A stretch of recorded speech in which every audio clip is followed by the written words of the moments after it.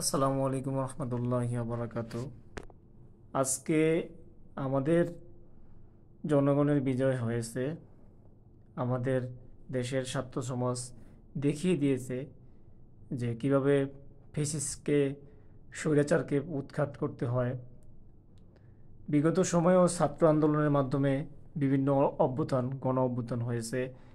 এবারও সেই তারই ধারাবাহিকতায় কোটা সংস্কার আন্দোলন থেকে শুরু করে 2018 সালে কোটা সংস্কার আন্দোলন থেকে শুরু করে বর্তমানে 2024 সালে বৈষম্য বিরোধী ছাত্র আন্দোলনের মাধ্যমে এই স্বৈরাচারী সরকারের পতন হয়েছে। ছোটবেলায় একটা ভাব সম্প্রসারণ পড়েছিলাম যে স্বাধীনতা অর্জনের চেয়ে স্বাধীনতা রক্ষা করা কঠিন। তাই সবার প্রতি, দেশবাসী সকলের প্রতি আহ্বান জানাবো যেন আমাদের যারা এখন দায়িত্বে আছে দেশের, খুব দ্রুত অন্তর্বর্তীকালীন সরকার গঠনের দিকে জোর দেয়া।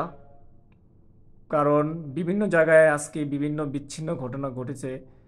ইতিমধ্যে আপনারা জানতে পেরেছেন যে সাভারে সাভারের একটা জায়গাতে আহ, একটা গাড়ি থেকে নির্বিচারে গুলি করা হয়েছে। আসলে সেই গাড়িটা কাদের? এই গাড়িটা অনেকের মনে প্রশ্ন জাগিয়েছে, আসলে কি এই গাড়িটার মধ্যে যারা অবস্থান করছে তারা কি আমাদের দেশের সেনাবাহিনী, নাকি এখানে অন্য কেউ ঢুকেছে? তো এই জন্য অতি দ্রুত অন্তর্বর্তীকালীন সরকার গঠন করা হোক।